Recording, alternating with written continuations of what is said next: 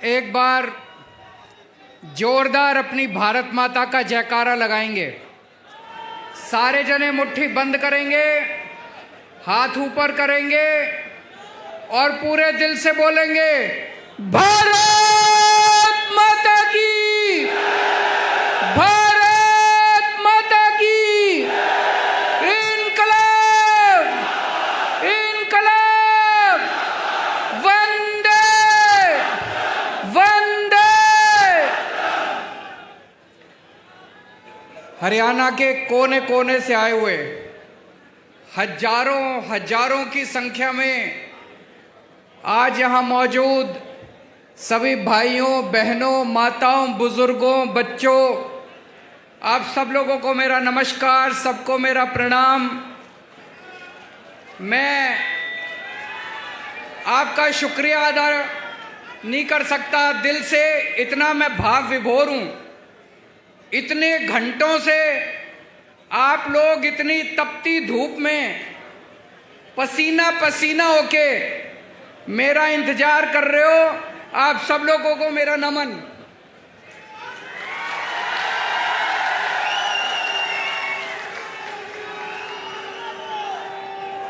और इतनी भारी संख्या में लोग आए हैं, जितने हजारों हजार लोग यहां मौजूद हैं, इससे दुगने तुगने बाहर सड़कों पे अभी आ रहे हैं। मैं अभी आ रहा था, कई लोग आ रहे हैं रास्ते में, कई लोग बाहर मौजूद हैं।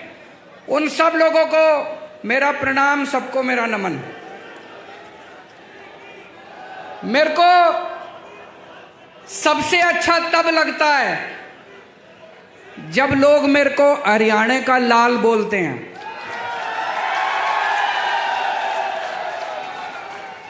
हरियाणा मेरी जन्मभूमि है और जन्मभूमि मां के समान होती है। मां का कर्जा आदमी 7 जन्म में भी नहीं चुका सकता। जन्मभूमि का कर्जा आदमी 7 जन्म में भी नहीं चुका सकता।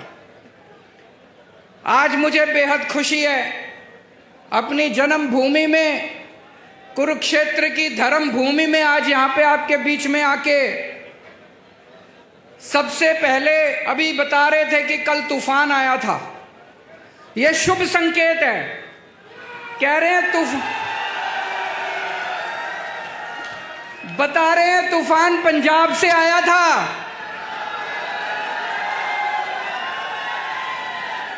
बता रहे हैं तूफान दिल्ली से आया था। तो हरियाणा में तूफान आने वाला है और बड़ा तूफान आने वाला है। और जब ऊपर वाला अपनी झाड़ू चलाता है तो तूफान ही आता है। ऊपर वाले ने झाड़ू चलानी शुरू कर दी तो तूफान से घबराने की बात नहीं है। बड़ा शुभ लक्षण है कि कल तूफान आया था। सबसे पहले मैं हरियाणा के सारे किसानों को बधाई देना चाहता हूं, शुक्रिया अदा करना चाहता हूं।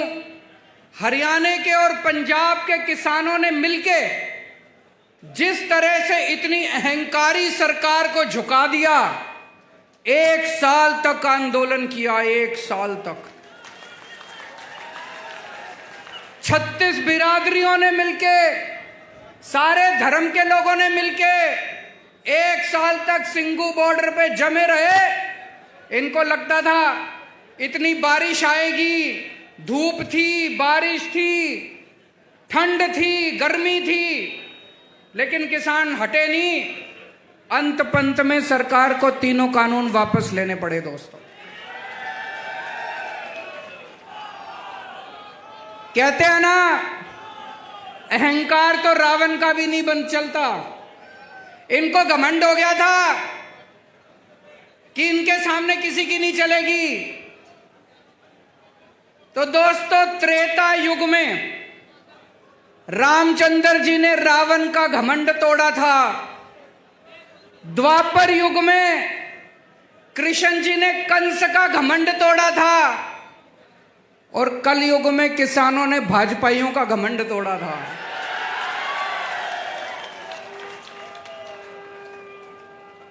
मैं सारे किसान भाइयों को बधाई देना चाहता हूं। दोस्तों, मेरे को राजनीति करनी नहीं आती, मेरे को पॉलिटिक्स करनी नहीं आती। मैं सीधा साधा छोरा हूं। मन काम करना आवे, मेरे ते कितना ही काम करा लो। दिल्ली में हमने स्कूल ठीक कर दिए, सरकारी स्कूल। सुना आप लोगों ने दिल्ली के स्कूल शानदार हो गए? किस किस ने सुना है? हाथ खड़े करके बताओ। दिल्ली में सरकारी स्कूलों में गरीबों के बच्चे पढ़ते हैं भाई साहब। गरीबों के बच्चे सरकारी स्कूलों में पढ़ते हैं। पहले दिल्ली के सरकारी स्कूलों का बहुत बुरा हाल था, जैसे हरियाणा के स्कूलों का बुरा हाल है। हरियाणा में भी सरकारी स्कूलों का बुरा हाल है, मैं देख के आया था। दिल्ली में भी सरकारी स्कूलों का बहुत बुरा हाल था। हमने पिछले कुछ सालों में, 7 सालों में दिल्ली के सरकारी स्कूल इतने शानदार कर दिए। आप कहोगे केजरीवाल अपनी बड़ाई खुद ही कर रहा है। इस बार हमारे सरकारी स्कूलों के नतीजे 99.7% नतीजे आए हैं। 99.7%। इतिहास में 70 साल के भारत के इतिहास में सरकारी स्कूलों के नतीजे ऐसे नहीं आए। और भाई साहब, इस साल 4 लाख बच्चों ने प्राइवेट स्कूलों से नाम कटा के सरकारी स्कूलों में भर्ती कराए हैं अपने बड़े बड़े। अब अमीर लोग भी अपने बच्चों को सरकारी स्कूलों में भेज रहे हैं। बड़ी बात है भाई साहब, है कि नहीं है? अभी 2 साल पहले अमेरिका के राष्ट्रपति, अमेरिका तो दुनिया का सबसे बड़ा देश है, सबसे शक्तिशाली, अमेरिका के राष्ट्रपति इंडिया आए थे।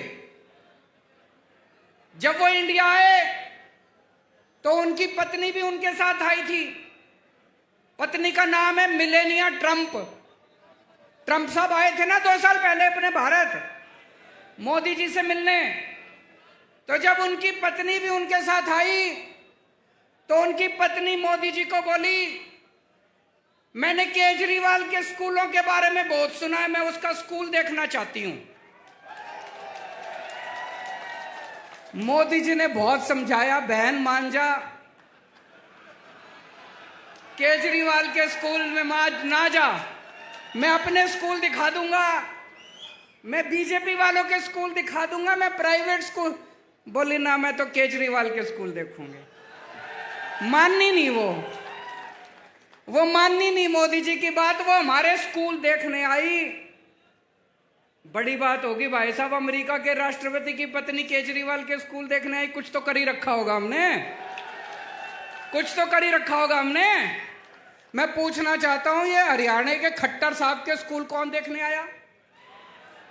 कोई आस पड़ोस का कोई श्रीलंका वाला ही आ गया हो देखने? कोई, चलो बाहर वाले छोड़ो, कोई अपने देश का ही कोई देखने आया हो इनके स्कूल? अबे कुछ करोगे तभी तो कोई देखने आएगा तुम्हारे स्कूल। कोई। दोस्तों, आज हमारे स्कूलों से निकल के बच्चे बड़े बड़े इंजीनियर बन रहे हैं, गरीबों के बच्चे। जैसे मैं आपको उदाहरण देता हूं, शुभम एक लड़का है, दिल्ली में उत्तम नगर में रहता है। उसके पिताजी चौकीदारी का काम करते हैं, चौकीदार, किसी कंपनी में चौकीदारी का काम करते हैं। 6,000 रुपए महीना है उनके पिताजी की। वो सरकारी स्कूल में पढ़ता है। उसके पिताजी के पास इतने भी पैसे नहीं है कि किताबें खरीद दे, ड्रेस खरीद दे। सारा कुछ उसको स्कूल से फ्री में मिलता है। दिल्ली के स्कूल इतने शानदार हो गए, इस बार शुभम ने आईआईटी की परीक्षा दी। आईआईटी मतलब देश का सबसे बड़ा इंजीनियरिंग कॉलेज। मैं भी आईआईटी से पढ़ा हूं। देश का सबसे बड़ा इंजीनियरिंग कॉलेज, लाखों बच्चे बैठते हैं उसमें। शुभम का पूरे देश में 215 नंबर पे रैंक आया और उसको आईआईटी के अंदर कंप्यूटर इंजीनियरिंग के अंदर दाखिला मिला है उसका। ये छोटी बात नहीं है भाई साहब। और अकेला एक शुभम नहीं है, इस बार दिल्ली के सरकारी स्कूलों के 400 बच्चों का बड़े बड़े इंजीनियरिंग कॉलेज में दाखिला हुआ है। बड़े बड़े हमारे दिल्ली के अब गरीबों के बच्चे इंजीनियर बन रहे हैं, डॉक्टर बन रहे हैं। एक और बच्चा है कुशाल गर्ग शास्त्री पार्क में रहता है। उसके पिताजी कार्डबोर्ड की कंपनी में मजदूरी करते हैं, 11,000 रुपए महीना तनख्वाह कमाते हैं। उनके बेटे का एडमिशन इस बार ऑल इंडिया मेडिकल कॉलेज में हुआ है, देश का सबसे बड़ा। ऑल इंडिया मेडिकल तो सबसे बड़ा है, ऑल इंडिया मेडिकल में उसके बच्चे का एडमिशन हुआ है। मैं इनसे बात कर रहा था, बोले जी आज से 5 साल पहले जो सरकारी स्कूलों की हालत थी, अगर वैसी हालत रहती हमारे बच्चे भी बड़े होकर मजदूरी करते। ये तो बोले केजरीवाल जी आपका धन्यवाद जो आपने स्कूल इतने शानदार कर दिए। मैं ये कहना चाहता हूं कि अगर गरीबों के बच्चे भी इंटेलिजेंट होते हैं, गरीबों के बच्चे कमजोर नहीं होते। ये तो माँ बाप के पास साधन नहीं होते, सरकारें कुछ करती नहीं है, इसलिए गरीब का बच्चा बड़ा होकर गरीब रह जाता है। आज दिल्ली के अंदर आप सोच के देखो कितने ऐसे शुभम होंगे, कितने ऐसे कुशाल गर्ग होंगे। लाखों बच्चे दिल्ली के स्कूलों में 18 लाख बच्चे पढ़ते हैं। इन 18 लाख बच्चों का भविष्य पहले अंधकार में था। ऐसे ही लाखों बच्चों का भविष्य हरियाणा के अंदर अंधकार में है। हरियाणा के अंदर भी स्कूलों का बुरा हाल है। एक मौका दे दो, हरियाणा के सारे सरकारी स्कूल बदल के दिखा दूंगा मैं। एक मौका दे दो। दिल्ली में करके आया हूं, हवा में बात नहीं कर रहा, दिल्ली में करके आया हूं। हरियाणा के भी सारे स्कूल बदल दूंगा, गरीबों के बच्चों को अच्छा भविष्य मिलना चालू होगा। गरीबों के बच्चे भी डॉक्टर बनेंगे, इंजीनियर बनेंगे, वकील बनेंगे।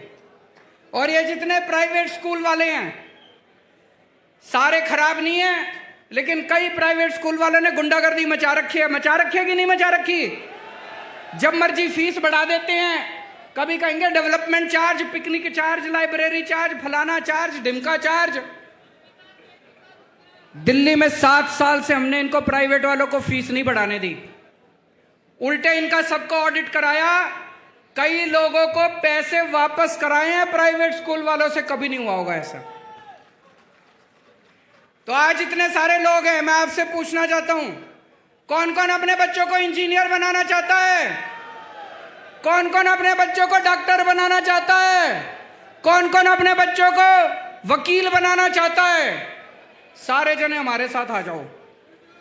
और जो जो लोग अपने बच्चों को गुंडा बनाना चाहते हैं हाथ खड़े करो। जो जो अपने बच्चों को दंगई बनाना चाहते हैं, गुंडे बनाना चाहते हैं, बलात्कारी बनाना चाहते हैं, उनके साथ चले जाओ। उनकी पार्टी, सारे इनकी पार्टी में लुच्चे, लफंगे, दंगई, बलात्कारी सारे भरे पड़े हैं इनकी पार्टी के अंदर। सुबह से शाम तक गुंडागर्दी करते घूमते हैं। या तो ये खुद गुंडागर्दी करते हैं, नहीं तो देश में पता चल जाए कहीं गुंडागर्दी हो गई, उनका जाके सम्मान करते हैं, गुंडों का सम्मान करते हैं, दंगा करने वालों का सम्मान करते हैं। अभी थोड़े दिन पहले कुछ गुंडों ने मेरे घर पे हमला कर दिया। आपने पढ़ा होगा, अखबारों में, टीवी में देखा होगा। कुछ गुंडों ने हमला कर दिया। इन्होंने उन सारे गुंडों का अगले दिन सम्मान करा। ऐसे देश आगे बढ़ेगा। किसानों के ऊपर इनके आदमियों ने गाड़ी चढ़ा दी उत्तर प्रदेश के अंदर। इनकी पूरी की पूरी पार्टी ने बड़े बड़े वकील खड़े कर दिए उसको बचाने के लिए, जिसने किसानों के ऊपर गाड़ी चढ़ाई थी। देश में कहीं बलात्कार हो जाए, देश में कहीं बलात्कार हो जाए, इनकी पार्टी पहुंच जाती है बलात्कारियों का सम्मान करने के लिए, शोभा यात्रा निकालने के लिए। आप क्या सुनते हो इनके बारे में? यही सुनते हो इन्होंने यहां दंगा कर दिया, यहां मारपीट कर दी, यहां गुंडई कर दिया। और आम आदमी पार्टी के बारे में क्या सुनते हो? यहां पे इन्होंने स्कूल बना दिया, यहां अस्पताल बना दिया, यहां बिजली ठीक कर दी, यहां पानी ठीक कर दिया, यहां सड़कें ठीक कर दी। आम आदमी पार्टी शरीफों की पार्टी है। आम आदमी पार्टी देशभक्तों की पार्टी है। आम आदमी पार्टी ईमानदार लोगों की पार्टी है। हम देश की सोचते हैं, हम इनकी तरह गुंडागर्दी नहीं करते।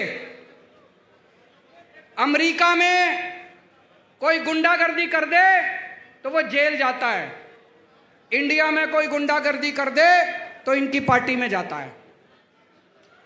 यूरोप में कोई बलात्कार करे तो वो जेल जाता है, इंडिया में कोई बलात्कार करे तो इनकी पार्टी में जाता है।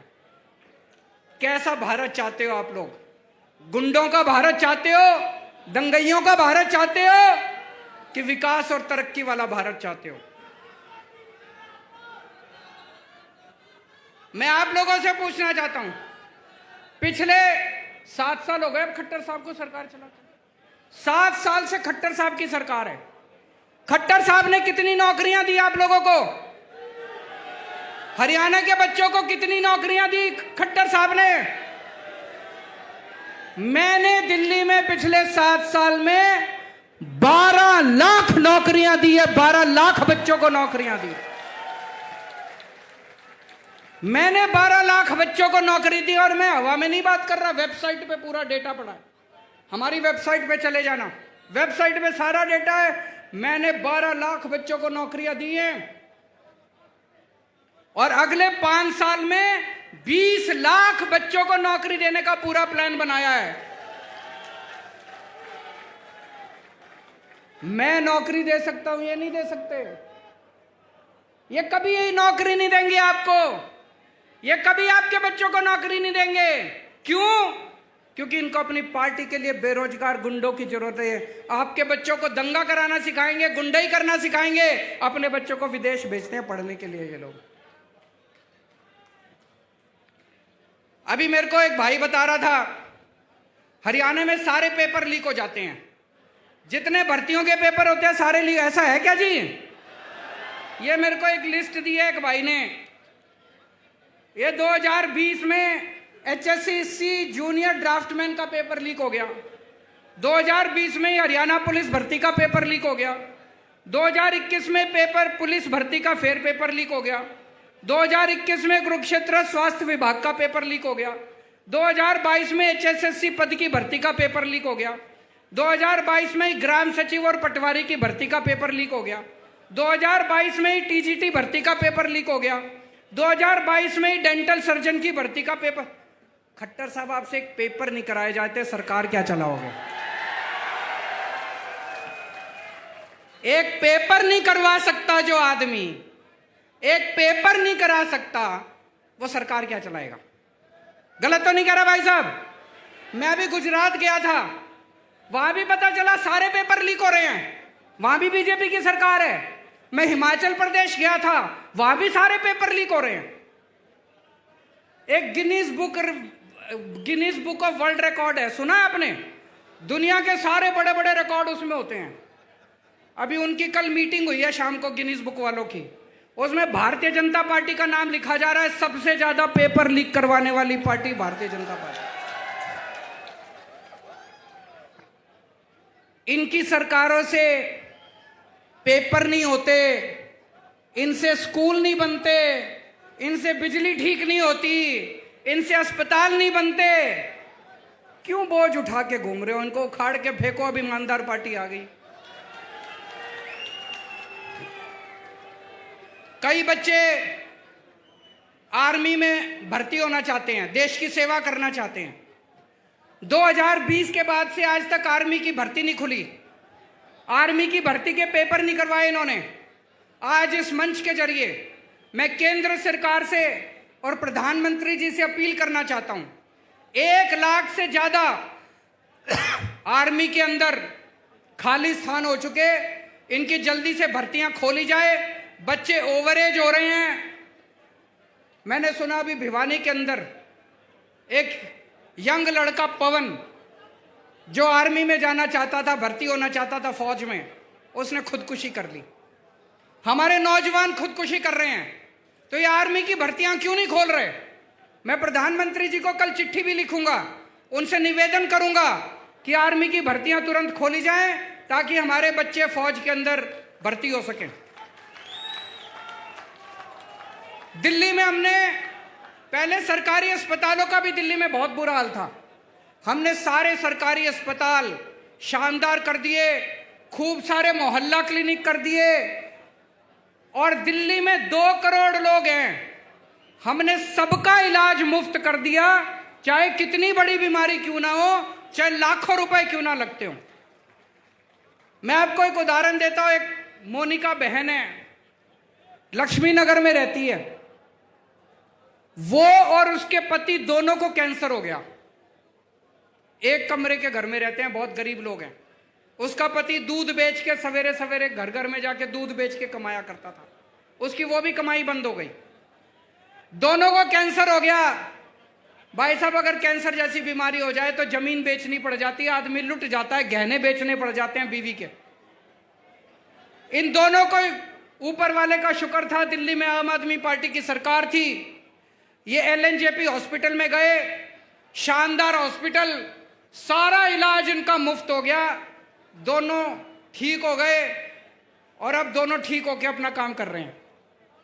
दोस्तों, ऐसे करोड़ों करोड़ों लोग जिनके बच्चे सरकारी स्कूलों में पढ़ रहे हैं, जिनका इलाज सरकारी अस्पतालों में हो रहा है, इन लोगों की हमें दुआएं और उनके आशीर्वाद मिलते हैं, जिसकी वजह से आज आम आदमी पार्टी इतनी तरक्की कर रही है। दिल्ली में हमने बिजली 24 घंटे कर दी। पहले दिल्ली में बहुत हरियाणा में बिजली जाती है नहीं जाती? मेरे को पता चला खूब पावर कट लगते हैं। दिल्ली में 24 घंटे कर दी, हरियाणा में भी 24 घंटे बिजली चाहिए नहीं चाहिए? दिल्ली में केवल 24 घंटे बिजली नहीं करी, फ्री बिजली भी कर दी। फ्री बिजली चाहिए नहीं चाहिए? एक बार हाथ खड़े करके बताओ, फ्री बिजली जिसको चाहिए। फ्री बिजली चाहिए तो सरकार बदलनी पड़ेगी, या खट्टर तो फ्री बिजली, खट्टर साहब तो नहीं करेंगे फ्री बिजली। अभी हमें पता चला पंजाब में हमारा एक मंत्री अफसरों से पैसे मांग रहा था। हमारा हेल्थ मिनिस्टर पंजाब का अफसरों से पैसे मांग रहा था। मीडिया को नहीं पता था, विपक्षी दलों को भी नहीं पता था। कोई और पार्टी होती तो क्या करती? उसको कहती थोड़ा बहुत पार्टी फंड में भी जमा करा, सारा खुद मत खा, यही कहते। कोई और मुख्यमंत्री होता तो क्या करता? कहता आधा मेरे को दे, आधा खुद रख। आम आदमी पार्टी ऐसी नहीं है। हमने उस मंत्री को बर्खास्त करके उसको सीधा जेल में कर दिया हमने। दिल्ली में हमारा एक मंत्री, एक राशन वाले से मेरा मंत्री पैसे मांग रहा था, 2015 की बात है। मेरे पास ऑडियो रिकॉर्डिंग आई, किसी विपक्ष को नहीं पता था, किसी टीवी चैनल वाले को नहीं पता था। मैंने तुरंत अपने मंत्री को बर्खास्त करके उसको CBI को सौंप दिया। इसीलिए कहते हैं आम आदमी पार्टी कट्टर ईमानदार पार्टी है। कट्टर ईमानदार मतलब मेरा बेटा भी अगर कल को बदमाशी करेगा तो उसको बख्शूंगा नहीं, उसको छोड़ूंगा नहीं। किसी की भी बेईमानी बर्दाश्त नहीं की जाएगी। इनकी पार्टियों में भ्रष्टाचारी नहीं बैठे क्या? इन लोगों की पार्टी में भ्रष्टाचारी नहीं बैठे? कितने भ्रष्टाचारी हैं? आज तक इन्होंने एक को भी निकाला हो भ्रष्टाचार में तो बता दो। आज तक इन्होंने एक को भी जेल भेजा हो? क्यों नहीं भेजते? पैसा ऊपर तक जाता है भाई साहब, पार्टी के अंदर भी पैसा ऊपर तक जाता है। जाता है कि नहीं जाता है? दिल्ली तक जाता है इनका पैसा। हिम्मत नहीं है इनको निकालने की। केवल आम आदमी पार्टी है जो आज देश में एक ईमानदार सरकार दे सकती है। हमने दिल्ली में भ्रष्टाचार खत्म करा, पंजाब में भ्रष्टाचार खत्म करा, अब हरियाणा में भी भ्रष्टाचार खत्म करेंगे। यहां पे भी मेरे को बताया गया प्रॉपर्टी ID करके है, उसमें खूब पैसे चलते हैं। चलते हैं कि नहीं चलते? नगर निगम का चुनाव आने वाला है। इस नगर निगम के चुनाव में आप अपनी ताकत दिखा दो, जैसे पंजाब के लोगों ने अपनी ताकत दिखाई थी, जैसे दिल्ली के लोगों ने ताकत दिखाई थी। इन सारी पार्टियों को उखाड़ फेंको, एक मौका दो, नगर निगम को भी साफ करेंगे झाड़ू से, सारा भ्रष्टाचार दूर करेंगे और उसके बाद 2024 में हरियाणा को भी पूरे को साफ करेंगे, भ्रष्टाचार दूर करेंगे। मेरे को कोई पत्रकार कह रहा था कि ये बीजेपी वाले खट्टर साहब को हटा रहे हैं, कोई दूसरा CM ला रहे हैं, ऐसा है क्या? सुना आप लोगों ने भी? कह रहे खट्टर साहब को हटा के दूसरा CM ला रहे हैं। क्यों? खट्टर साहब भ्रष्टाचारी हैं क्या? खट्टर साहब काम नहीं करते क्या? मैं बीजेपी को चैलेंज करना चाहता हूं हिम्मत है तो 2024 का चुनाव खट्टर साहब के साथ लड़के दिखाओ तुम।